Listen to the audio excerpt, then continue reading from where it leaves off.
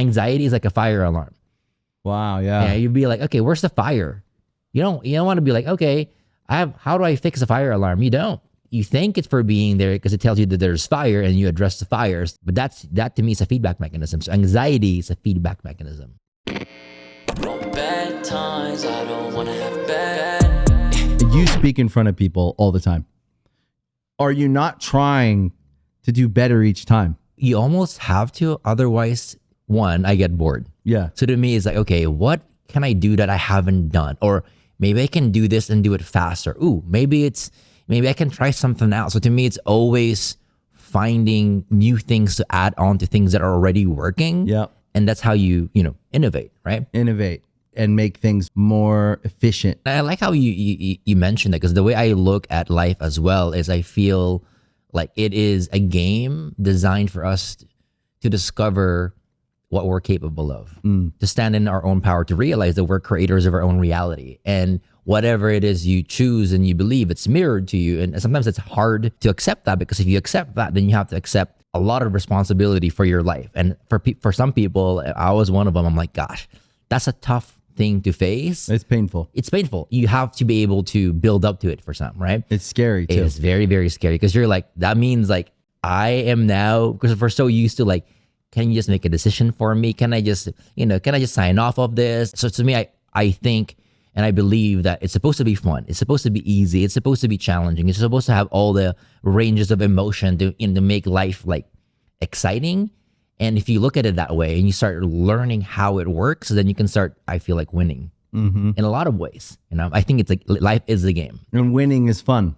Winning in a lot of different areas. It could just be like winning like, gosh, you know what? I am no longer triggered or controlled by this, or I no longer have to put on a mask just to fit in. I can be myself. Like I think authenticity, and you and I talked about this in the past, is it's a huge win when you can just be yourself. When everyone turns left, you're like, I'm gonna turn right because that's how I feel. Not because I have to do. Which is huge. I did some pre-production with Jill, who's also a fan. Jill, who's the executive producer of the show, who's a growth-minded individual. So we were excited about you coming on the show. I'm trying to think of where to start because, one, I think you have a very interesting past. Your origin story is unique, but the present is where I live. So I like to spend most of the time on the present, but I like a good origin story. Every superhero needs one. And everyone listening, this is a special episode because generally on this show, we have mostly musicians, some actors. I was in a band when I was in high school. But you were in a band, so you are a musician. Long hair, chipped black nails, yes. Eyeliner, and everything. So you are, and I felt that. Yeah. But also, you're an author, and we have authors on here. And your book, "Do This Before Bed," which I think is where I want to start. Yeah. Is why I want you on the show and why I like you so much, and I'll tell you why. And as long as I followed you before we became friends, I find in the personal growth space and in the self-help space, first of all, I want to preface this by saying I think it's all great. Anyone that's looking for answers to become the best version of themselves. Where I struggle with politics, with religion, and with coaching, and with, you could say, in personal growth and therapy and all the different avenues of this huge space now, I struggle with people who want other people to follow them and that they become this like, I'm the answer, right? They become the Jesus, right? Which is my problem, is I believe there's God and then there's the rest of us down here figuring out this thing, and we're supposed to share information when we get it to help our neighbor if we found a faster route or a safer passage or a way to get something faster, that sharing is caring and that we all are better as a group if we share. And people who I struggle with, I won't say I'm against them because I'm not really against a lot of things unless it's just pure evil. But there is a power dynamic that people can get drunk on. So I struggle being in 20 years in Hollywood and seeing all the extremes of everything. Being a simple guy from Maryland coming out here and making my life out here, I've seen kind of lots of things. And I've seen the gurus and the people that are like, they really enjoy that power. When I met you, and I've continued to discover about you, is you exist in a different light, a different plane, a different place where it feels to me like you're trying to help people learn. Yeah, and it's a very, very good distinction. I mean, my wife and I joke around like we know we're successful. When you're very good at it. When people don't need us anymore. Right. And we say it to them to their face. It's like, if you are here in a year, in a few years, and you haven't owned your power, you're not making your own decisions, you still need us and you still need help, then we failed. Because if I look at, I'm a very, like you, I'm a very systems-based thinking kind of guy, right? And if I look at the pattern of humanity, we are here, the problems that we experience where we are right now is because we've given our power away. Right. Our ability to create, to think, to make decisions for ourselves, right? To own our power. And when I'm looking at, gurus or crystals or all these different things that are outside of us, to me, they're training wheels. They're Right. tools that are meant so that we can remember who we are. And then the big leap that we take is stepping into who we are and taking the training wheels goes off. And it's scary for some, right? Because it's again, you're like, what am I going to do? How's this going to, it's just a big jump. So that's where my work is to show people like, you can do it, right? You have it within you. Everything that you see within me or someone that you idolize, you already have it within you. It's just, you got to discover it, step into it, get used to it, realize that, your environment might change because of it. You might need to level up a bit, but when you're used to it, like a new identity, then it's normal. Yeah. It's a new norm, but it's a path. It's a growth path. It's a path and it's a practice. It's a practice. And do this before bed, to me, is like such a great example of a simple process that people can understand and get to some kind of process for themselves. And then everyone, and whether it's this book or there's some other ones out there, there's a bunch of processes you could find that could work for you that I would say is like a starting point. And then as it becomes easy, where it becomes second nature, you start to evolve. And some things you might keep, some things you might add in, something. And that to me is like the truth, the actual truth of like a real life that you live in. It's finding your process. And so teachers like you that are helping people find their way to get in line with the best version of themselves, the highest vibration they could be on, are using tools that work. And you've seen it work because you have a lot of followers that are finding their own way. And each different path is going to be slightly different. The one size that fits all is that we can all be better. Yeah. And in my mind, and I didn't come up with this, my therapist, who is like a teacher as well, who is the same, is just trying to teach people, it said, better is always better. So if you can, as silly as that sounds, if you can do things to be better and then go from there, you're going to find your way, and everyone's slightly different. But what struck me with you to start is your attitude towards what you do and how you treat the people that you're teaching. So to me, that I respect it. I respect it because why I'm not deep in politics, deep in religion, deep in a lot of this stuff is I can't sign up and follow someone, but I can learn from someone. And maybe it's the musician in me, or maybe it's the outcast kid in me. But I think that I'm always looking for teachers that are generous with their ideas, generous with what they've learned, with their experience. And I think that's what you do really well, is you're teaching people the how. And thank you for that. It means a lot that you see that. And the way I look at it is the information that I tap into, and a lot of people that have tapped into, I don't think it's originally mine. Right. I think we get it from a greater source, to greater power, whatever it is, God, universe, higher power, comes through. And then when it comes through, it's not ours to keep. It's not ours to hold. It comes through for a reason. It's supposed to be shared. And when you share it, you don't lose it. Because a lot of times people think when I share something, I lose it. I'm like, no. When you share it, more flows through you, because I believe the more you help, the more will flow through you. Yeah. Right. So one is I don't think it's mine, and as I think it's supposed to be shared. I think the reason why we are where we are at times is because we don't have enough of the right wisdom or information. It's been kind of like dumbed down through time, but it's like there's potency in that. And this actually was one of the hardest books for me to write, believe it or not. Why? It's because it's technique based. And I'm a big believer of techniques will get you results.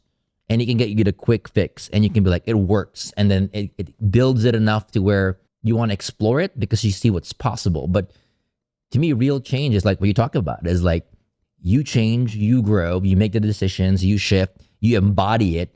And when you embody it, you create your own techniques. It becomes natural. You don't even think about it. It's who you are. It's the deeper work. But the deeper work isn't always the ones that appeals to more people. So this book was for, let me get to as many people as I can and give them value, Right. knowing that maybe I can get some of them deeper. And when they go deeper, if they go deeper, that's where the true value lies. But, Right. So to me, it's a hard one because I know it's like, if you give somebody a technique, they might be dependent on it, but you have to have an entry point for some, right? Right. Yeah, I agree with that. I was just thinking about the word value, right? When you think about spending $20 on a book and getting a piece of information that you carry and you start practicing and you start using, because for me, manifesting and all of the kind of versions you could say what manifesting is for me, it's an alignment. It's getting aligned. It's like going, if you could go to the chiropractor and they crack your back and they get it in line, you could go, it's a real thing. That's the other thing that I think that I said it before, we're learning how to drive these avatars, right? One thing we don't do is give credit to energy. Yeah. And yet we all know it exists. And it's weird. It's this weird thing that I'm like, people don't really give credit to their own energy. Yeah. What drains you? What fills you up? What do you eat that makes you feel energized? What do you eat that makes you feel, what do you do that makes you feel energized? And then what is that energy? And starting to learn about your own energy is like, to me, one of the things I feel like no one gives credit to their own power and their own energy. Like it's not a real thing. And yet they turn a light on we know energy is real. Yeah. And the big thing with that, because is when they do figure out the ratios, it's not an empowering one. So for example, if you're with these two people that you're around with all the time and they drain your energy, and you're with this one person you're with all the time and they lift your energy up, they're like, okay, I'm going to spend 98% of my energized. time. Yeah, I'm going to spend 98% of my time with people that drain me and 2% with the one that lift me up. Right. Because in their mind, they're like, oh, success is hard. You have to struggle. So they match that with their beliefs and rules. But I'm like, what if it can be fun and easy? What if you can actually do what you do and thrive and you feel like good about it? And it's not hard. And it's not hard. That's what I learned in life. I started out, everything was hard. I was told it was hard. Money's hard. Success is hard. Life is hard. Love is hard. Yeah. And I went into the world at 18 expecting everything to be hard. But there was always something inside of me that always called like, no, I don't think that's right. Like there was something in me that challenged it. Yeah. And so I tried and was lucky enough because of starting nowhere. No one was in my way saying you should go to college or you should do this, or you should do anything instead of going and doing music. So that was the vehicle. Music was the vehicle. And then with the first round or waves of success, when I realized it didn't make me happy the way I thought it would, definitely relieved me, having some money and whatever was, but there was a deeper question. Like, why didn't this feel like I thought it would feel? Why don't I feel better about myself? I mean, it might be like that for maybe a day or two. You might have the high. Yeah. But when it crashes down and your head hits the pillow at night, you're like, oh, that when that novelty wears off is when you hear that. Because I've heard that before. Like, oh, I thought this would be fun. I thought you've reached it, because society teaches you to think when you get this, when you hit this milestone, this is how you will feel, but you don't know it's fleeting. It's the cure-all. Yeah, it's a cure-all for a day or two. Right. Fame, money, this. In your mind, what is it? All the things, right? So what I realized was I'm still sad. Some good people are like, well, that stuff doesn't make you happy. You make you happy. Yeah. And I didn't quite get it. And then I went to therapy, started doing some others, looking for personal growth, right? Yeah.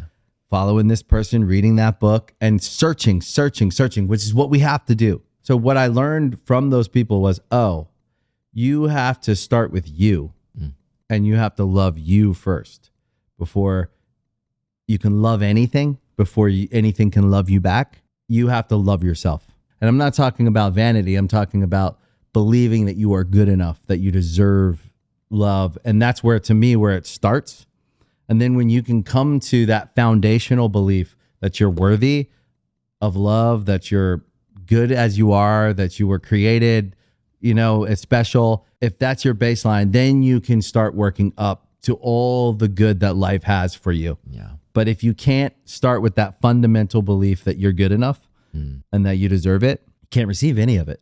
It's hard. I've seen people with the wildest types of success and they don't have the I'm worthy, I'm good enough. And you can see them still being driven by that same pain. It's like they're prisoners of it. And I was for the longest time. It's like, how much more do you need? And because what was driving me before was like, this rebelliousness of like, my dad said I couldn't, so I'm doing it to prove him wrong. And that was my fuel. And I hadn't healed that. Right. So, but when you're doing that for a moment, it's good. You get a little bit of hit. And then you realize, you know what? Gosh, there's got to be more to life than this. And then like, you realize someone tells you, you should do this. I'm like you. It's like, I have to try it out. I have to feel it for myself. Like, and I have to come to my own conclusions. I'm a very like hands-on kind of guy. So learn by doing. Because someone can tell me that, but unless I experience it, I'm like, and I don't have that experiential energy. So when I realize, oh, wow, when I love myself, when I value myself, when I value my time, when I put myself first, not in a selfish way, because people think if I put myself first, I'm selfish. I'm like, no, it's one of the most selfless things you can do, because if you take care of yourself, then you can show up better for others, right? And not have the dips. When I tried that out and I saw the difference of what it did for the results from people that I love, for what was important to me, I was like, it's actually easy. I can get the result. I can get it faster. I don't have to have burnout. I don't have to have dips. It's easy. It's sustainable. It's good. And that's when that's when I was like, you know what? I'm just going to keep building on this, because that became the foundation. So you grew up in the Philippines. Yes. And then what age were you when you moved? 18. So you were 18. Yeah. So same age when we kind of went into the world. Yeah. But you weren't doing this at 18. You started in like, you were an entrepreneur, you were building businesses. Yeah. I mean, I was in a band until I was in high school, right? And then my parents were like, you know what? Let's go to the US for a vacation. Like, you see if you like it, see if you don't. And then when I'm here, they're like, psych, we're here. We're moving. We're not coming back. God. We're not coming back. And I'm like, what about my friends, my band? Oh my God. And to me, where did you move? We moved to Lakewood near Buena Park. Oh, wow. Orange County area. So in LA. Yeah. Oh, wow.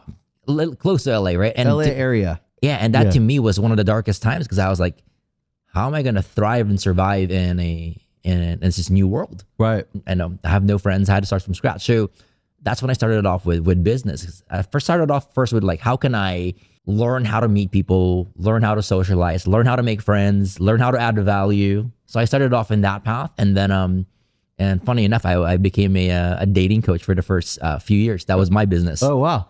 Yeah. From 18 Is that how you met your wife? No. I met her, gosh, like maybe a good 13 to 15 years later. Oh, okay. Right. When I was older, good. I was like, because I did that whole, Yeah. coaching, dating advice and all. And that was, so I learned and it helped me. And when it helped me, I was like, gosh, I can help people. And that was become the pattern of my life. It's like, I'm in pain. I'm going through this. Let me learn the skill, the mindset. And when I learned that, I'm like, gosh, I actually want to teach people. And that's how a lot of my businesses started. Is not like, it's like, I want to share what I've learned, and then it ends up becoming something that's a business because I'm passionate about it. But it's always driven by, it had to make an impact on me first. I had to be a believer first. Yeah, absolutely. And then I can extend the value to others. It's a real value. I feel the same way about what we do. We like to teach. Yeah. And it doesn't feel like every day of work does not feel like I'm working. And that's how I know I'm doing the right thing. Yeah. Because I'm there because I want to be. And it's so funny how if you can make a living and a life out of doing something you love that you really want to give people, it is probably the most fulfilling thing about life for me is what I do for a living. Because you never want to stop, because it feels good for you. It fuels you up. It helps somebody else. And it's like people will have to tell you to slow down, and you're like, I have a lot to give. Yeah. And they look at you like, how are you not taking a day off? Why are you messaging me at 3 a.m.? I'm like, I've got a lot of ideas. Yeah.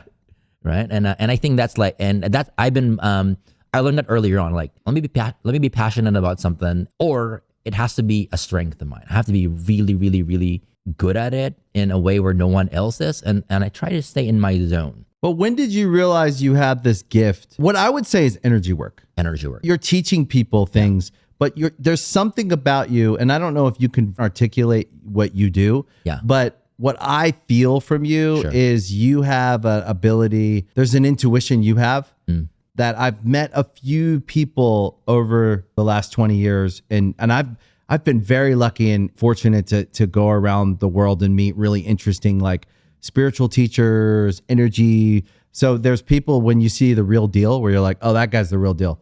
It's like what people would call a psychic. Yeah. What I call a psychic is someone who's got some clairvoyant intuition and they can see certain patterns we can't.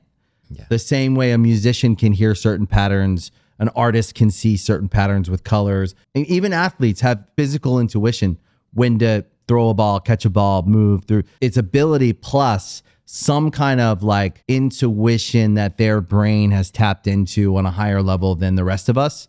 And I believe that every person has one gift. If they follow their interests, they'll get to it. And they have some intuition that they have. A lot of people, I think, are sleeping on themselves. For sure. And they're just asleep and they don't realize they have intuition because they don't let themselves trust it. But I really believe that everybody is clairvoyant in some way.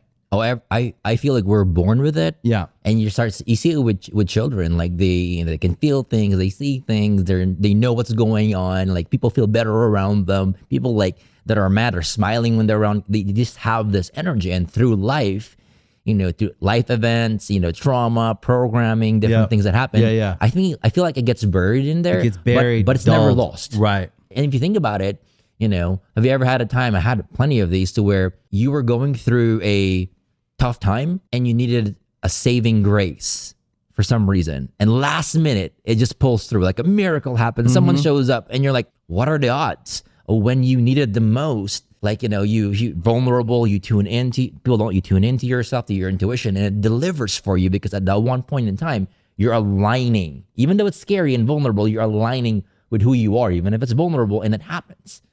And the way I look at it is, people are sleeping in the wheel, but you can never fully turn it off. But you're missing out on the best gift that you have, and the best thing you came with on earth are those gifts to support you. Because when they're on, you're aligned, manifestation, like you don't think about it. It happens. Yeah. It's just who you are. You're not thinking like, I'm going to manifest. You're like, I'm going to be who I am. I'm going to stay in my art. There's my non-negotiables. I'm going to stay pure to me. And then you get lucky. But is it lucky, or is it by doing that? You're in line. You're in line. Therefore, when you're in line, everything that's waiting for you is also in that vibration and frequency. Yeah. And that's why you do it so natural. But to me, you made the right moves of like, I'm going to keep connected to who I am. I'm never going to lose that. I'm going to protect it, and I'm going to build on top of it. Yeah. And the byproduct of that is what everyone else notices. Yeah. If someone sees and they go, oh, you're making money, or, oh, you're doing this, or, oh, you've got this success. It's all byproducts of being in line. And what I found is if I tune all that out and I don't worry about any of that, I don't worry about the result. I don't worry about how that record's doing, or how that TV show does, or how this podcast does, or how much money I make. And I just try, and I know, listen, everyone listening that could say, easy for you to say.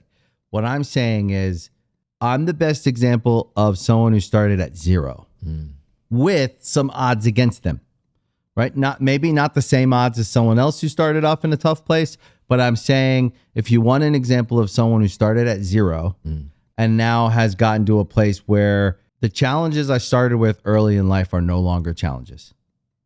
And my theory behind it is this, is at the very beginning, I worked hard, you worked hard. I think we're throwing spaghetti in the wall. We're seeing what sticks. Yeah. And through time, you're like, okay, I tried a lot of things out. I'm creative, innovative. And you're like, out of this 15 things that I tried, 3 work. Now, next year, I'm going to not do the things that don't work. I'm going to focus on doing the things that work. Next thing you know, you're like, why is it so easy for you?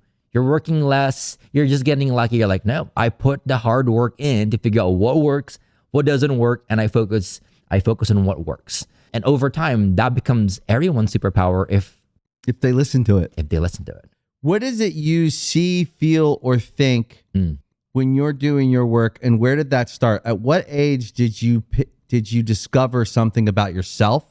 Yeah. And maybe it was likely in the dating thing, because there's something very personal and where people have to open up and be vulnerable Yeah. when they're trying to date someone. So that makes a lot of sense that if you're not in energy work or spiritual work or any of that, and you're just like a kid, you're probably in your 20s at that point doing the dating thing. Yeah, 18, 19. I believe looking back, I always had it as a kid, like empathy, connection, wanting to help people, wanting to get them out of pain, wanting to solve their problems. I always had it. And the dating thing was a very surface, like entry level, almost like your first experience with, oh, they're struggling with that. Yes. I think I can help them. Yeah, because I would get men that were like engineers or accountants. They're Shy. like 30 to 40 to 50, and they just didn't have self-confidence. They didn't know who they were. They didn't know they were of any value. And a lot of the dating stuff were all inner game. It was all like Inner dialogue. I would say 80 to 90% was inner dialogue. The techniques they work and they're like they're cool. And even then I was teaching people to be direct. If you like somebody, walk up to them, tell them what you like about them. There were no games, but Takes a lot of confidence. it does. And it was a lot of it was a lot of it's inner dialogue. So to me, I got to see how people's wiring works, what happens when you butt up against limiting beliefs, programming. I didn't know I was doing energy stuff at that point, but I was more focused on how the mind worked and how it could sabotage you. But isn't that interesting though, that your own intuition led you down a path that got you here? Yes. And what it did was it took you through a front door that seemed a bit more, you didn't know you were doing energy work, but you were. I didn't know. And your subconscious knew you were. This is what I believe. I believe that everyone's subconscious is the wisest. It's got thousands of years of information stored, passed along generation to generation, right? I really believe that our subconscious is connected to our spirit. Our subconscious is not our spirit, but it's connected to our spirit. And it's like where our body meets our soul is something like our subconscious. And then our subconscious feeds information to our brain, our body. And like we live in this physical world where we have to eat and we're like animals essentially. But what makes us not animals is something like our soul and our spirit, right? That's my own like belief. I haven't fully worked it out, but when I do, I'll write a book. We can co-write it. So the subconscious, if we listen to it, is something like, did I just notice that? Did I just feel that? Did I just think that? You know what I mean? And when we're super tapped into our subconscious is when the magical things, they feel like magic, where you thought of someone and then they called you. Which always happens with us. It's like, I'll think of you, you'll text me. It's interesting, right? Like there's something like that in subconscious, but I think your subconscious, if you let it, leads you, right? So yours was like, well, I'm not going to drop all this on him all at once. So I think let's go in through this way. I can see those people need help. I'm going to help them. It's dating. It feels less deep than it actually is. And it made it relevant to me because it's like, oh, you know what it's like to be, socially awkward because you moved to the US. Right. So I just felt like, oh, wow, I just went through it. It's relevant. I can help. I can feel their pain. I can help them. Looking back, I'm like, that's brilliant of it. Kind of like dangling carrot me all the way here. Because had I known this is where I was going to be, I'm like, hell no. It wasn't part of my plan, right? So it had to be step by step.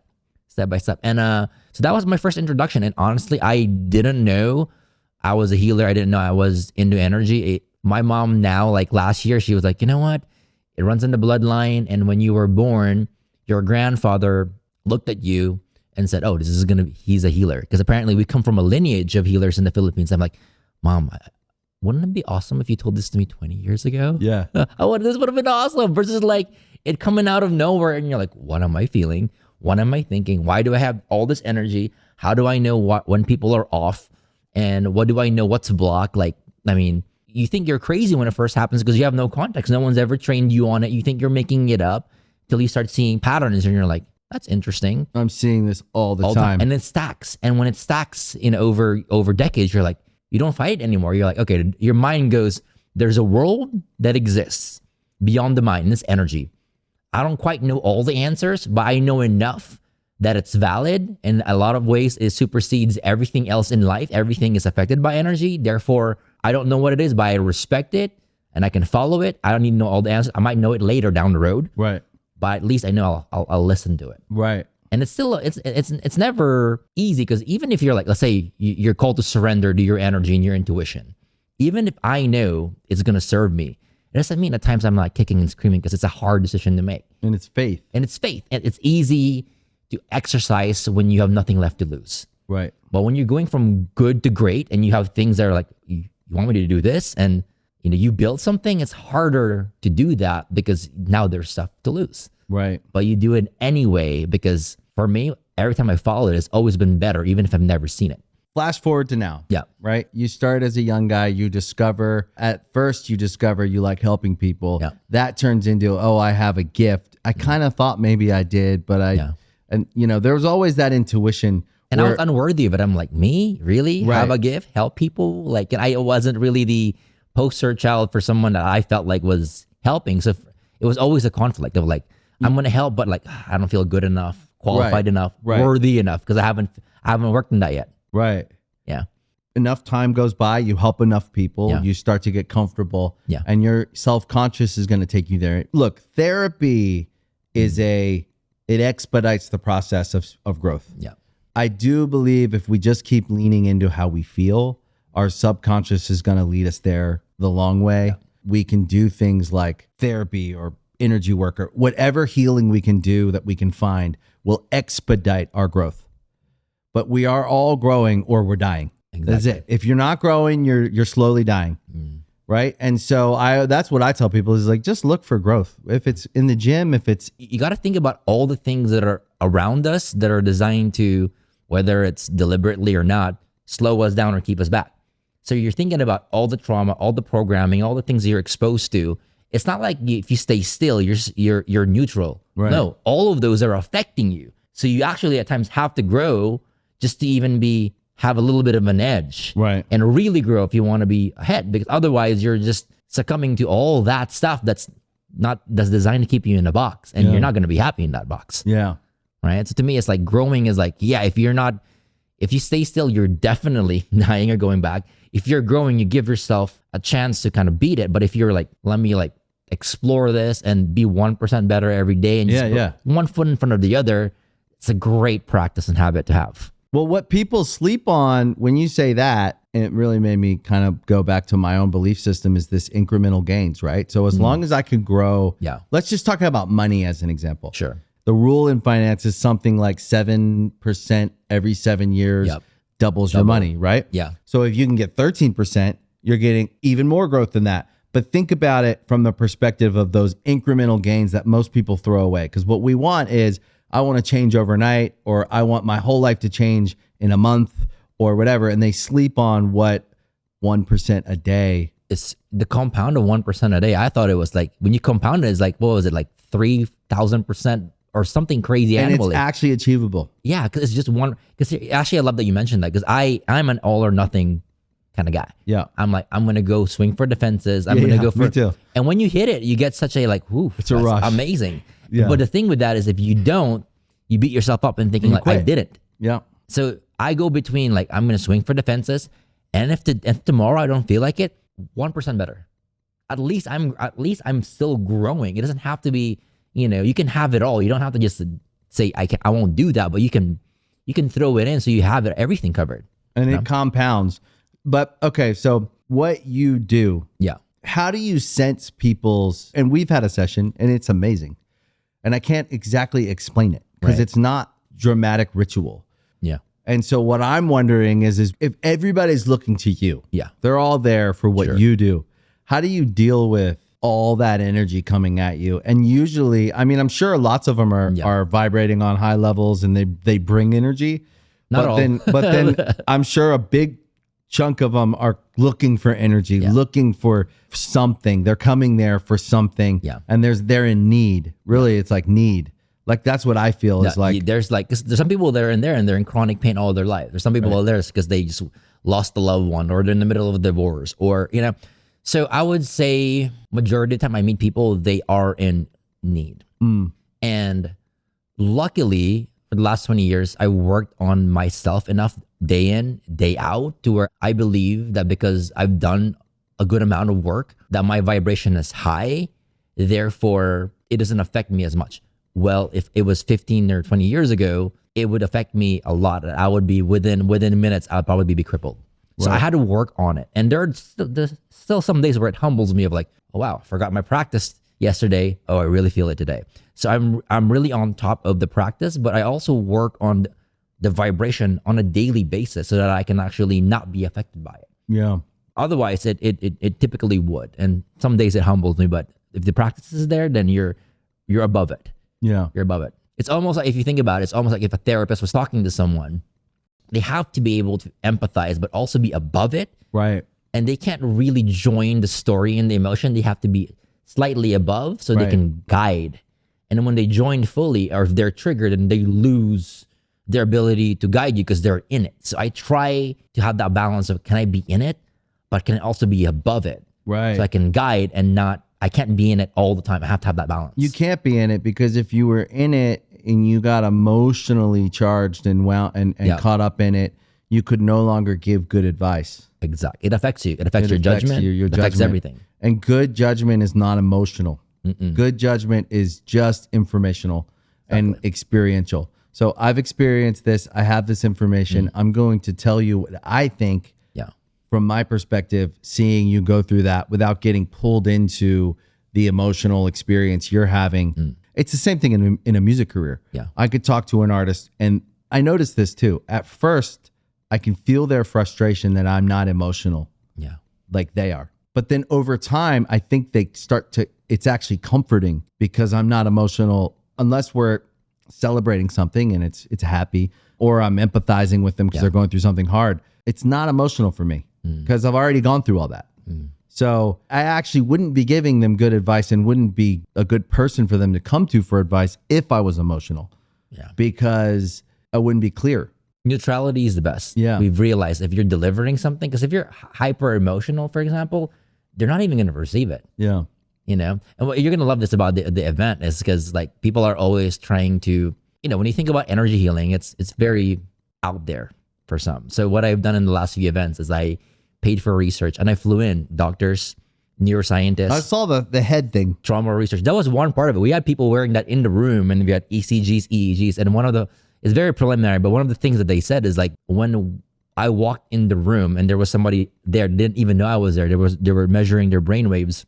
They went into to theta and then delta pretty quickly. That's amazing. And to me, it's exciting because it just shows energy fields can affect energy fields regardless of who you are. You can walk into the party and you notice because you can walk in the party and lift everybody up with your own energy. And I bet you if you walked in there and they measured people's brainwave, they would see that happening. You're affecting them positively, just like somebody walks into a party and they can drag people's energy down. People can lift it up. And it's not just energy healing, it's just energy in general does that, right? We affect each other whether we know it or not. And it's, we're just kind of geeking out and measuring how it works so people can be like, it's a real thing. You're like, these are measurable things that happens. We're just not conscious of it. But also you've had the experience, so you get this kind of scientific backup of what you've been seeing for 2 decades. Yeah. Is you've seen people come in and leave different. What's the value of that? To be able to go into a room feeling one way and leave feeling another. Yeah. It took a while to get it right, but the way I view healing is I don't think healing is a lifelong sentence. I think healing is just a phase. And I think the reason why it drags on a lot for other people is because they don't get to the root. They deal with all the branches and the fruit and they do it all their lives. But if you get to the actual root, everything changes and everything changes fast. And I've seen it over and over again. So my intention is always like, what is the root? Am I able to address it? And if I get it right, it's a lifelong change. And if you think about people, let's say they've tried to heal for 10 years, for example, and 9.5 years, they weren't getting to the root. And somehow they got lucky in the 10th year, they're like, oh, I found the root. And they did it and their entire life changed. Did it take them 9 years to change, or took them 9 years to get to the root? And because they did, that's when they changed. So to me, I'm always like, it's always the root. Because if I look at my life and I look back, I'm like, yeah, I've done a lot of these different things, but there's one thing that I did changed everything. It's probably because I got to the root. Yeah. So I always look for the root. And with any scenario, it's like, what's the actual root cause? What's the one thing that's causing all of this or stopping all of this? And can I get there? And a lot of times that is things we don't think about. It's the forgiveness or the worthiness or, the no boundaries or not loving ours. It's the things that for some people sound too boring or too easy, but they're hard actually hard practice. to practice. Very hard to practice or Which is- implement. yeah. It's almost like, it's so funny how it gets dismissed. If I'm like, do you love yourself? And someone's like, yeah. And I'm like, okay, well, that's going to be my question first. When someone's telling me about a bad relationship, Yeah. which I don't understand, because why do you need them to love you so much? Why do you need anyone to love you so much? The void, right? Right. Because I think it's something more like you need to love yourself. And then when you get all the way there, then you can decide if you need them to love you. And then maybe that relationship will be the right one for you, but maybe it won't.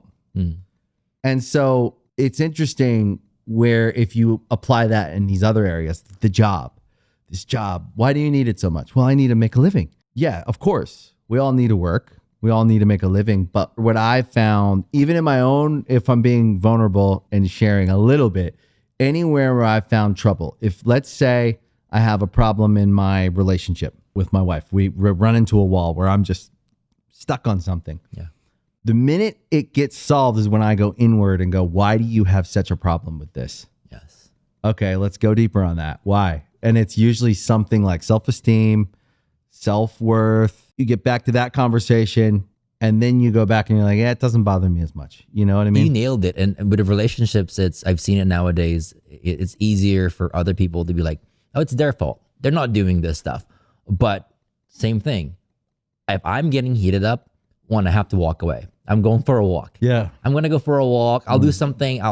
All the external stimuli will go away. I'll be in my nature. I want to just be with myself. And I have to ask myself the same question. It's like, why am I so riled up about it? What am I triggered about it? And what's it really about? Because I'm pretty sure it's not this. This is bringing up something that's bringing me back somewhere. And I got to figure out what the root is of why I'm reacting this way. Because I'm not reacting like a level 10 to something that's a level 3. This doesn't make sense. There's something there, and it's an opportunity to grow, to explore. Because I'm like, if I can solve this and be free of this, then life will be better. My relationship will be better. And it's a hard thing to do, but in practice, because now you got to go, oh, okay, let me sit with it. It's not their fault. They're actually probably doing me a service of mirroring this to me, showing me what I have to heal. Thank you. But in the moment, it doesn't feel like that, right? But I have to build up and get there. And I'm like, and then I can learn from it, and then it doesn't happen again or happens less. But it gives me freedom. It shows me like, wow, I actually can either repeat this pattern for the rest, because they say, they studied couples, and would you believe that 98% of their arguments, they studied couples that I think till their 60s and 70s were around 2 or 3 of the same things over and over again. Same issue, same argument. And I'm like, do I really want to feel this way for the next 30, 40, 50, 60 years of the same issue? Or what if this issue wasn't even mine? What if it was passed down? What if I role model it from my mom or dad? Can I heal it? So one, I'm not in pain. And second, my kids that are watching me, they don't have to deal with it because they saw me heal from it, so they don't have to anymore. That's right. To me, that's my motivation. It's like, can I spare them from unnecessary suffering? There's suffering in life. Yeah, you learn, you grow, makes you tougher, sure. But is there anything that's unnecessary that I can skip and that's really just, they don't have to go through it, right? Yeah. That's my drive. It always starts with us. It's like when we find these problems that we want to blame another person for, the minute we stop blaming someone and we go inward and we go, what is that? Why do I need that? That to me is where the work starts, where you can actually heal something and change something. And my belief also is, in life, I'm a teacher for someone, or they're a teacher for me. Right. Even if it's a painful lesson of what I want to be or what I don't want to ever experience, there's always a lesson to be learned. So even if it's hard for me to be like, oh yeah, that jackass as a teacher, you get there, but eventually when you do, you look at things as lessons and learning lessons, and you're either learning the lesson or you're avoiding the lesson. And when you learn it, you're happier. Yeah. So I adopted that mindset a long time ago, and it's really served of like, okay, what's this teaching me? Or maybe I'm here to teach them something. Or if nothing's showing up, I'm like, okay, I'm just gonna trust that this is happening for a reason. I'll step away from it, and in a week or 2 or 3 weeks, would it really have been a big deal? When you, in the grand scheme of things, 10 years, you look back, is it really worth it? Or in that moment, was I just so riled up that all I could see was tunnel vision and red, right? So I have to zoom out a bit and step away and know myself enough to know like, okay, this is obviously something I have to work on. But that practice is super important. Like just being like, you know what? Everything external, it starts internal. Let me figure that out. And if you just take that away, life will be so different. And I think if we think spiritually, like anyone that's listening that believes in God, or we could just think scientifically and think that like nature is this like perfect organism and that it's all connected. But for me, if I go spiritual and I go, okay, if life is the ultimate teacher and trainer, then every situation we're in, we're put there actually like in a divine way to learn a new skill. To get stronger, this muscle is, we need to strengthen this muscle. And for each of us, life puts us in different situations. And it, like they say, will never give you more than you can handle. Sure. But it's like you're in the gym putting up more weight, putting up more weight, putting up more weight. Life is like that. Like this situation, if you step back and you go, no, okay, like you said, what's this teaching me? What am I supposed to overcome here? What am I supposed to learn here? Is something like a growth-oriented process. If you show up for it and you have that attitude towards it. It's always hard in the moment. I mean, when I was going through some of the darkest times 15, 20 years ago, where people around me were either they're sick, mental illness, and they were going through dark times, and the people that I loved and I was like, gosh, this is so painful. What's the purpose of this? Looking back now, I'm like, it's so I can do my purpose and help people, and I can understand and I can be motivated, and that pain became my purpose. It became part of my story. But back then I couldn't see, that far. All I can see was pain. So at that point in time, it was pain. Looking back, I'm like, that makes sense. And I have to remind myself, like, even if I don't understand what I'm doing now, it's not meant to make sense because I'm being given one piece of the puzzle here. It might be a 1,000-piece puzzle, and in 5 years, I might see the whole thing. So if I'm looking for context, I don't have it now, and I won't because it's not done yet. And the surrender to that is tough because you realize it's still a work in progress, but you've got faith. You're following your intuition that it feels good. Therefore, it's only going to bring me someplace that's actually better, even if I don't know what it is. Yeah. And which you've done that. I can feel that and we've talked about it, that's just how you live your life. Yeah. And it gets easy when you live that way, but it doesn't mean that it's like, sometimes it's like going to get uncomfortable, right? You start to get, I don't want to say addicted, but I have gotten very comfortable with hard work. Yeah. So when something looks hard, when something like, oh, well, that's going to be hard. Yeah. I'm like, okay, good. Get challenged. Yeah. Cause you start to get kind of, you get a little bold in your attitude towards what I would say. And I was just about to ask this so this is good. I try to imagine someone out there listening that needs to hear this the most. Yeah. Every time I do this show, I always, in the back of my mind, I have like a focus on one person. And for me, it's someone listening that needs to hear this the most. And sometimes if it's with a musician, it's a fan that's been listening to their music their whole career, and they need to hear this message the most. Sure. Or whatever it is.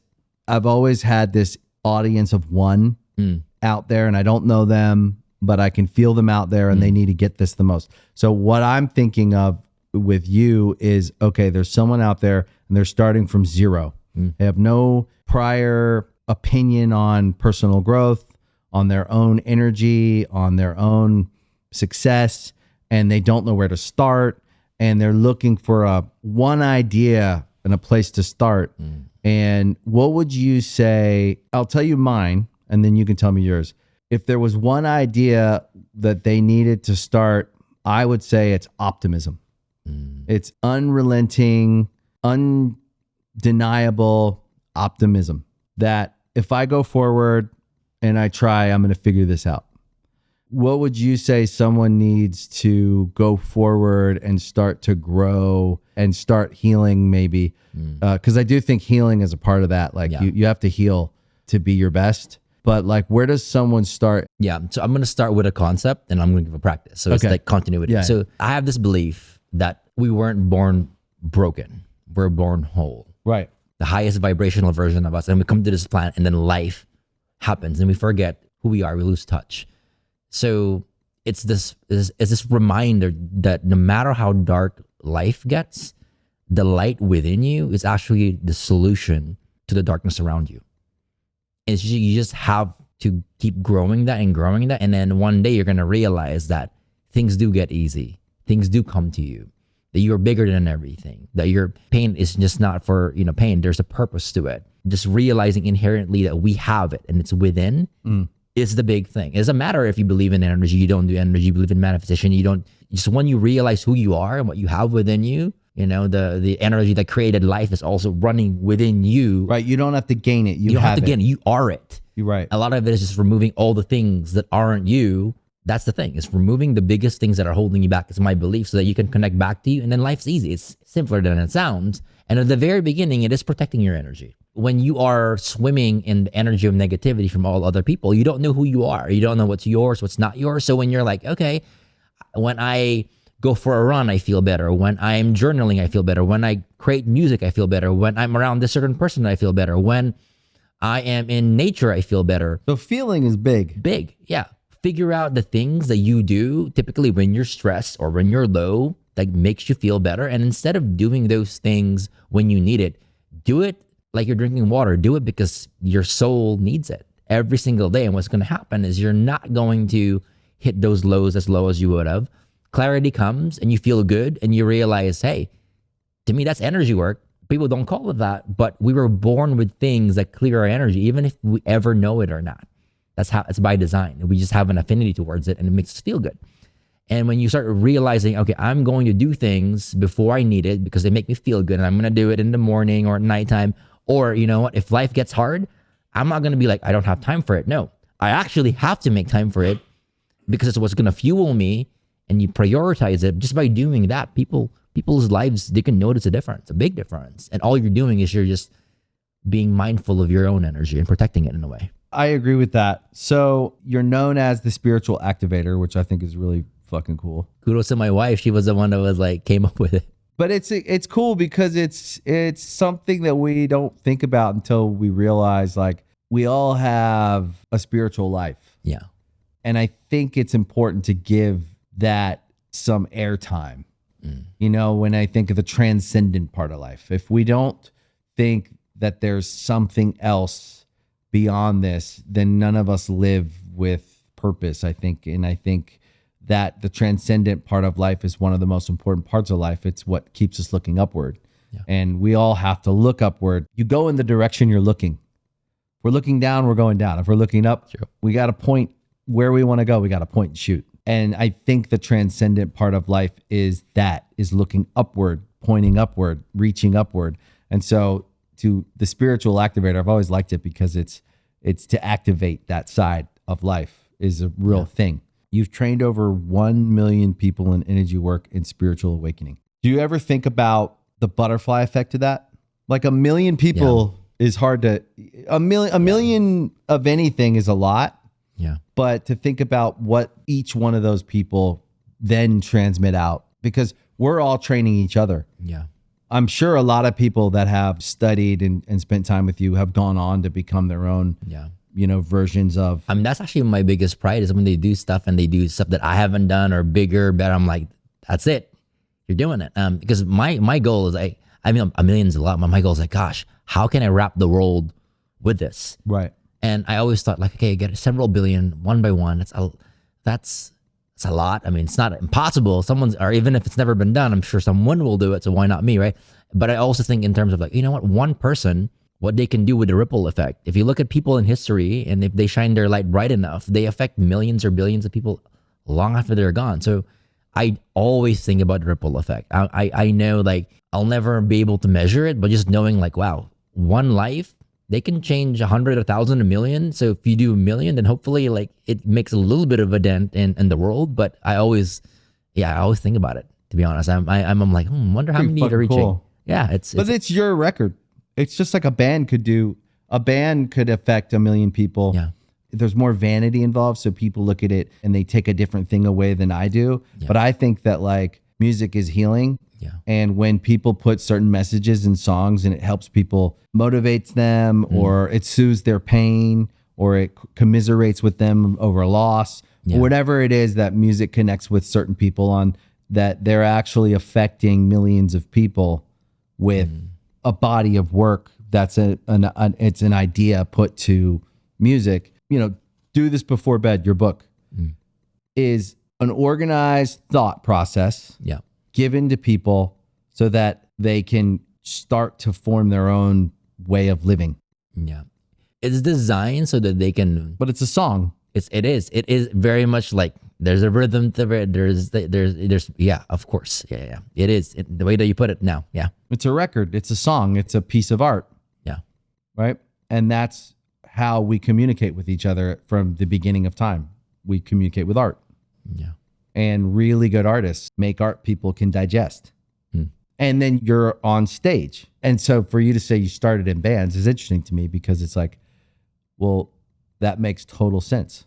Right. I was looking back, I'm like, the way you change the world really is like, if you look at all the things that change culture, change thoughts, and change just paradigms, right? There are movies, documentaries, shows, song, music, and then books. Those are, to me, they change it for mass audience. So that's what I always wanted to do. It's like one form of one, because I just want to, for me, it's like, how can I get potent ones that are digestible by a lot? And what's the medium for that, right? Yeah. I also think it's interesting that you chose nighttime ritual Yeah. because I also believe that probably the most powerful 8 hours of our day is when we're sleeping.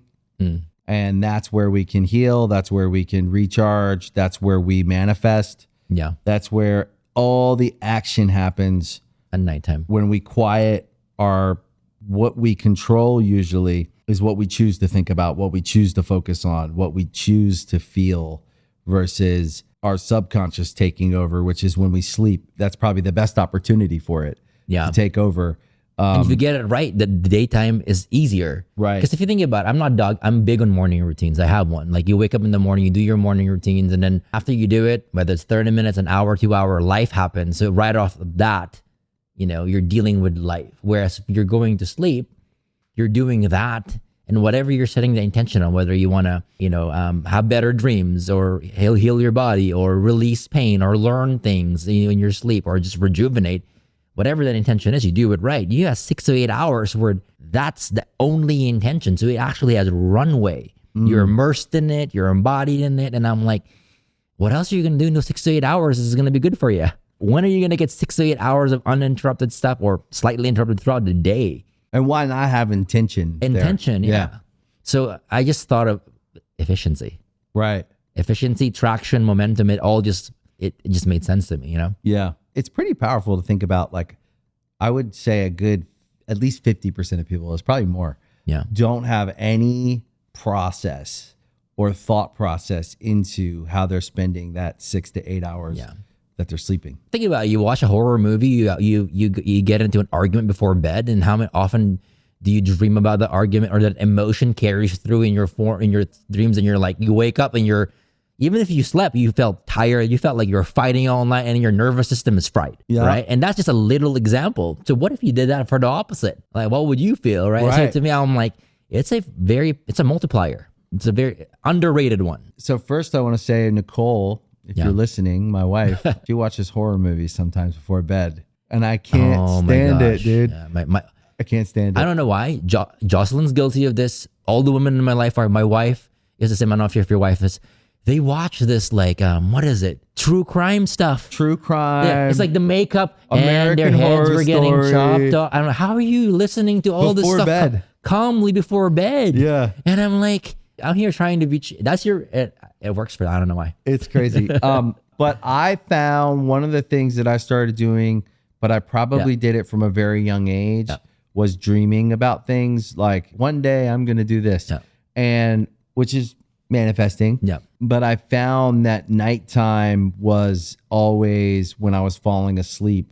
I was always imagining. And I think with music, your imagination's a lot more free. So you're allowed to kind of just imagine. What started as a kid imagining what I wanted when I grew up became, as an adult, working on things I love. I was always imagining the next steps. I was imagining what the future could look like. Yeah. And so as a practice, I don't fall asleep worried about the bills or the challenges. I'm more imagining the potential or possibility And that's kind of always been my practice, which feels It's the best time to manifest too, Yeah. because you're in that in between. They call it the hypnagogic state. Have you heard about it? Like some of the artists in the past, they like what they do is like they would hold the coin and they would try to fall asleep. And the moment they drop the coin, because they're in that in between state, they would start drawing or doing stuff, and it would be the best work of art because they're in that space where they're just in flow. But people don't know it's like also the place where you can create and give messages to your subconscious and rewire and give it direction. So you'll probably be doing it, and and it's the best time to do it. And Do you believe in microdosing? I haven't tried it. I have a lot of friends who have. You swear by it? I swear by it. I microdose on energy though. Hey. Different. And here's the thing I tell people is like, if you saw what I saw and felt what I felt, right? Yeah. You I'm would like- need the mushrooms. I'm trying to ground a little Yeah. bit. I mean, it's just Yeah. crazy. So Yeah. to me, I'm like, do I really want to add fuel to the fire? Yeah. To me, when I'm seeing people that are doing it, and I'm like, you know what? I believe everyone's got their teacher. That's my thing. It's like everyone's got a teacher. And for me, it's always vehicles, right? been vehicles. And for me, it's always been sacred geometry and energy. And I'm like, What's sacred geometry? sacred geometry? So pyramids are sacred geometry, right? If you look at if you ever Google sacred geometry in nature, you're going to see it's part of creation, like Fibonacci spiral, the golden ratio. It's within us. It's within everywhere around us. So if you look at crop circles and pyramids, they've actually studied like healing effects of pyramids and what it does for protection. And that's where a little bit of my work goes into. But when you do enough of it, people will tell you, they go into my workshops and they're like, did they give us anything funny? Because why are they starting to see stuff, feel stuff? They go on, I have people that have done, for example, psychedelics, and they go to my workshop and they're laying in the ground and I'm doing nothing but energy work. They go on a full psychedelic trip. Then afterwards, for an hour or two, everyone's left. They're still on the floor and they're like, what was in that water? I'm like, nothing. Energy is energy, but if you know how to do it right, it gets you to the same places. It's powerful. It's the same thing. You're just using one method, whether it's sacred geometry or mushrooms or whatever it is, to unlock it, but it's the same place it takes you to. It's a trip. When we did our session, Yeah. it was interesting because I know how to meditate. So I was essentially meditating while we did it, which I enjoy meditating. But when I meditate, I'm not somewhere else. I know I'm in the room. Yeah. I'm very aware of but I do kind of go places in my mind. Yeah. I've gotten to a place where when I meditate, I can go far away, but I'm never not conscious of where I'm actually at. And that's just my experience. And when we did our session, I was in a meditation, but I knew I was in the room. I knew you were there, but I saw an eye I remember that. open. And it wasn't scary or anything. It was just strange. I was I saw an eye open. And then when you were like, what did you experience? At first, my answer was not much. And then you were like, well, I saw this, this, and this. And you were like, your third eye. And I was like, I actually saw an eye open. Yeah. I didn't say it because it's kind of weird. I know. A lot of people I heard it so many times. They see one big giant eye just go bloop, Yeah. and they're looking at it and they're like, what is that? That's what I saw. And they think they're crazy until everyone in the room, they're like, I saw an eye. So it's the same. What kind of eye? Well, it was an eye color. But it's the same eye. But it wasn't like a horror movie. It was just an eye. I Yep. saw it open and I was like, huh. And third eye, a lot of times when people's third eye starts to not even be, because they're open, it's just when it starts to be unblocked a little bit, they start seeing. But what you said too, when you were like, okay, the next 2 weeks, you're going to notice this. I think it's synchronicity when you're in line. Yeah. That experience you have when you thought of someone and they called you happens all the time. Yeah. Is what started to happen after we did our session. And not just that, there was other things, but Yeah. I just think it gets you humming. I think it the engine's going. I figure the description, you asked me at the very beginning, how do I describe it? I think you just helped me to do it in this manner. It's like when I do the work, sometimes for people it's dramatic. We've seen it. And sometimes it's like over a week or two, you're like, something's different, but what is it? It's subtle, but it's. I think what it is the energetic part of you, the spiritual part of you that's been tuned down to a level 1 out of 10. It starts going to 4, 5, 6, 7. And your human life is still there, but you're realizing there's something else at play. There's another level. There's another side of you that you probably didn't know existed, and it's now becoming apparent. And now you're starting to have both worlds merge, and you're trying to make sense of it. But that's the part of you that's connected, that's aligned, that's never left, but now it's back online. And that's probably one of the best descriptions that I just came up with. Yeah. Thanks to you. But that's kind of what happens is they both integrate and you're aware of it. You can no longer deny it. And when that's up, synchronicities are more apparent. Things you're just, Which is why Spiritual Activator is such a great name, because what I also think is awareness of self is so big in life, to be aware of yourself. Yeah. Whether it's aware of yourself in the room, aware of yourself in the conversation, aware of yourself. I do think that some people are starting at a level where they won't even allow themselves the credit to believe that they could be in touch with their higher self. Yeah. That takes self-love. I do. I really believe it. Well, because that's where that's the vibration and where your higher self exists. It's the language of it. Where your wisdom lives. Exactly. A lot of people that listen to this show Yeah. deal with anxiety. It's like a through line. I get a lot of people that reach out and talk to me about depression and anxiety. Yeah. And some of that gets mixed up, and it's like a mixed bag because there's a lot of trauma. Yeah. People that have been through trauma. I know I had to heal from PTSD and trauma from my childhood. I did a lot of work on that, and I'm really grateful that I got past that, because it was causing so many other problems. When in my 20s, I found like that was a big one for me. Where does someone start when they're coming in with Anxiety. Anxiety. All right. So understanding the patterns will set you free. So if you're anxious after you go into a mall, then you realize every time I go to the mall, I'm getting anxious. Then you realize, okay, then what's going on that causes the anxiety? Because it's very different. If you're talking to 5 people a day and the third person you talk to every single time after you get off the phone with them, you're anxious, then you're like, not a place, it's a person. Right? But if you're like, I'm just anxious in general, it's not a lot of data to go off. You have to track, when does it show up? Is it nighttime? Is it in the morning? Right? Is it a person? Was it a thought that I had and next thing you know, anxiety happened? Was it an email? Was it when I went on social media? First thing is like document when it shows up, because you're going to realize it's not there all the time. There's something that typically triggers it. Right. When you understand it, then you can address it. A lot of times people just say like, I'm just an anxious person. And I'm like, no, you've got moments where it shows up, but that's not who you are. When you figure out cause and effect and patterns, you can be free of it. Otherwise, it's just like, I have anxiety and this is my life. So I think understanding It's like patterns. you have no power over it. Exactly. But you actually do. So I always ask, okay, is this mine? When did it start? What did I do? What were the circumstances around? What are the patterns around it? Because it's not, I've seen it so many times with other people. It's always pattern based. Whether it's like, gosh, they gave me a look and I thought to myself, oh my gosh, am I not good enough? And that thought pattern caused anxiety. Or is it, okay, all right, I'm supposed to do this. Oh, change of schedule last minute. And you're like, oh, wow. Or telling someone no. It's not something, no. Boundaries. Oh, will I hurt them or reject me? Right? When you realize, oh, I'm having anxiety because you said no and you don't want them to not like you. And it's because it's fear of not being loved and liked and abandonment issues. That's the cause of your anxiety. That's where the work starts. But you got to trace it back. Right. To me, anxiety is like a fire alarm. Wow. Yeah. Yeah, you'd be like, okay, where's the fire? You don't want to be like, okay, how do I fix a fire alarm? You don't.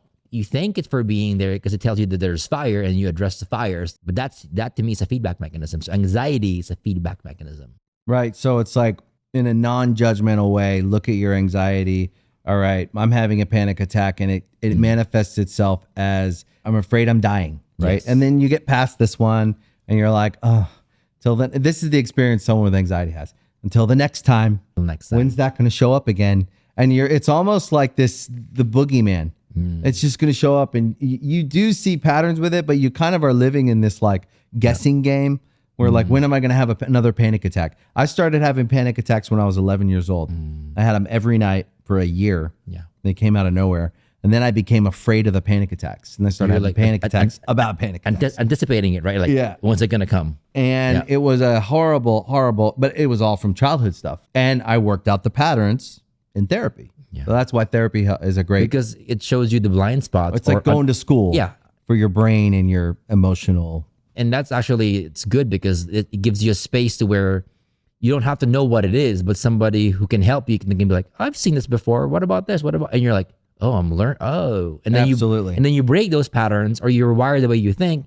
Next thing you know, you're like, okay, you wake up one day and you're like, it's not happening as much or at all. Right. Or if it does, you're like, eh, you're like quickly out of it. But I think you've got to understand the pattern, or even if you don't understand it, do something to change it. Well, what's interesting is where you're coming from, which I'm realizing why you're powerful. You're coming from a place of, I can affect this. Yes. I have the power to change this. I have the power to do this. And so you're coming from a stance that says, oh, no, I have the power to do this on my own. I can actually. Yeah. And what you're teaching people is they have the power. I have to get them to that. Right. Because I can tell them that. Everyone else around them can tell them that. But I almost have to build. Some people like, okay, they've done so much work to where I'm the last step that gets them there. And for some, I'm like, I got to milestone you. And then you wake up one day and you're just that. Before you can even know you're that, you're already there. And it's that's practice. It's the exciting part of like, when is it going to happen? Is it going to be tomorrow? Is it going to be in a week? If you keep doing the right things, it will happen. Just a matter And then of when. you see it clicks for them at whatever point. What's funny is I've seen it with a lot of people to where it happens. And then when I call it out a few months later, then it clicks. Right. The click happens later. It's a little delayed. And they're like, oh gosh, I haven't had an anxiety in 3 months. Right. And they realize when I ask, I'm like, when's the last? And they're like, they realize on the moment, because when you're free of something, then you can finally relax. You're like, now you're relaxing. Now you're breathing. Now your nervous system is calm and you're not thinking about that. You're just free of it. And how much more space in your life do you have for other things when that's gone? Oh gosh, you're going to have to think about, that's the biggest thing is like, people are like, I don't have to fix myself anymore. What do I do? I'm like, the stuff that you love. Because we're so used to like, what can I fix? What can I heal? What's blocking me? And it gets to a point when you do it right, the only block you have is thinking you've got a block. You're good. Create, be bold, be courageous. What are you here for? Do the meaningful thing. And for a lot of people, that's also hard. Yeah. Because you're so used to the identity of like, I'm in pain. This is who I am. It is your identity. It becomes your identity. Yeah. And when you're changing that, friends treat you differently, family members, you don't know how to show up in the world in a new identity. And that's why for people, they're like, let me go back to pretending I'm broken because at least I've got a support system that can understand me versus being somebody who's not. Right. And I see that, and I'm like, okay, it's a real thing. Are you going to write a follow-up for Do This Before Bed? Or are you going to do like a first thing in the morning type book? First thing in the morning. I don't know, man. When you wake up. When you wake up. I've actually, what I haven't done, which I think if I do a next book, it's going to be it, is I want to go deep. Because my first book was an origin story book. This one's more of like a Do This Before Bed. It's the most viral Instagram and TikTok topic that we have, and we realize, oh, people really want this. I'm like, let's turn a book so we can reach more people. But I'm like, this one's great. It's very easy to grasp, and so it actually can affect a lot of people because at any level you could grasp this at a high level, but you could also just get it, and it's a good basic starter to like formulating your process, to getting you on the path of like growth, of manifesting, of healing, of all the things. So I like this because I like mass. Yeah. I like a lot of people being able to grasp something and get something from it. My biggest compliment from this book is a client that bought it. It's like, I gave it to my 80-year-old mom. She read it and she's like, well, I actually like this book. I'm like, great. She doesn't know who I am. She's never done energy. It's like somebody can pick it up and find value, even if it's just a page or two. So that's my Northern Star, is like, how can I bring this to people that normally aren't open, don't know, won't see this? Because I feel like that's the true work. Right. It's not for people that believe they're great. I mean, we have them. It's like, how can I bring it to people who don't, so they can have it? Because I didn't have it when I started out. So to me, it's like, okay, can I create something that I didn't have that I wish I had? And I think this is it. Yeah, it's great. If there was one thing that everyone listening or watching could take away from this conversation, what would you hope it would be? That you are the creator of your own reality. I like that. And it is something that somebody told me that earlier on. I'll be like, wait, what? Okay, so two things. You are the creator of your own reality, and everything you need, as cheesy as it sounds, is already within. Right. Like everyone's dream, we were born with the tools to not only thrive in life, but to experience all of that and beyond. It's just, are we willing to do the work to access those tools and to step into that version of us that can live that life? But it's there. It's not like some sick joke of like, this is your dream and you can't do it, right? It's like, this is your dream. Everything that's happened to you is a way to point you towards what you're here to do. or your dream. It's just like, are we going to take action? Yeah. Are we gonna follow our intuition? Are we going to step into our authenticity? And I truly believe everyone that I've ever met, they have the gift. They have that power. Like, I don't think anyone doesn't have it. It's just a matter of like, it's suppressed for some, got to do the work for some. But I feel like everyone has to do it.